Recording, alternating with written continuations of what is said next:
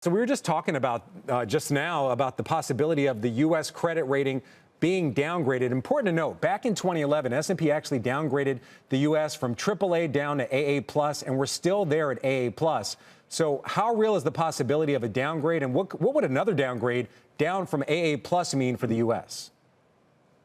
Sure. I'll tell you, most folks in D.C. are just hoping we can get a deal. And so there isn't nearly as much talk about a possible downgrade as you might expect. And that is pretty typical D.C., where we focus on the short term rather than the long term. But, you know, if you just take a step back and think, what were the foundational dynamics at play back then? Well, we had an unstable trajectory of our fiscal standing, and we had a dysfunctional political environment.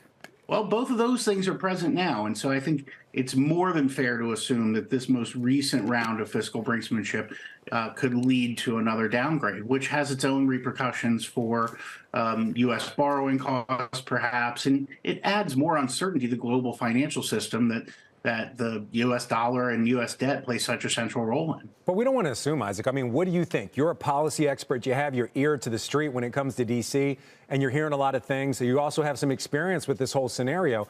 What's your forecast? Do you expect the U.S. to be downgraded either before we reach a deal, if we see extended negotiations, or maybe even after, like we saw in 2011?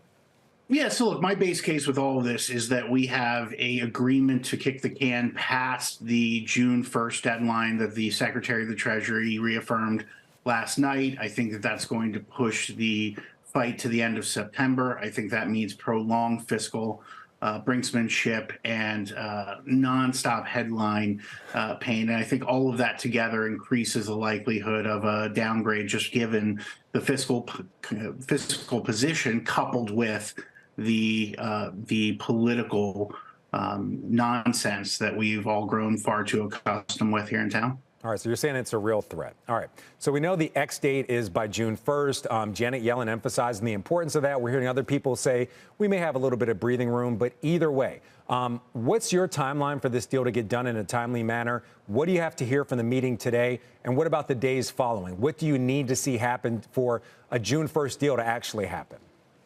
Yeah, so here's how I think about it. The work over the past few days, especially at the staff level, has just been to get a list of menu items for the principals, the big four plus the president, to agree to. And the staff has done good work, and you've seen them coalesce around some foundational areas of focus, right? Spending caps, pulling back COVID funds, permitting reform, and new things dealing with entitlements and worker requirements.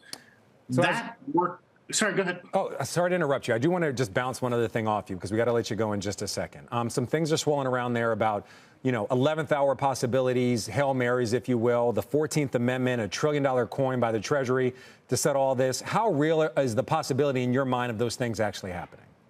Look, those are low. All of the other ideas, the 14th Amendment and the $1 trillion coin, are low likelihood items. And I would argue that the White House knows that if you have to employ those, you've likely done a fair amount of damage to confidence in the full faith and credit of the U.S. financial system already, which would likely lead to that downgrade we talked about before. My base case instead is that we have legislative agreement to kick the can past June 1st to the end of September, at which point you roll everything in to the annual spending bill and you have much more latitude for a longer term deal.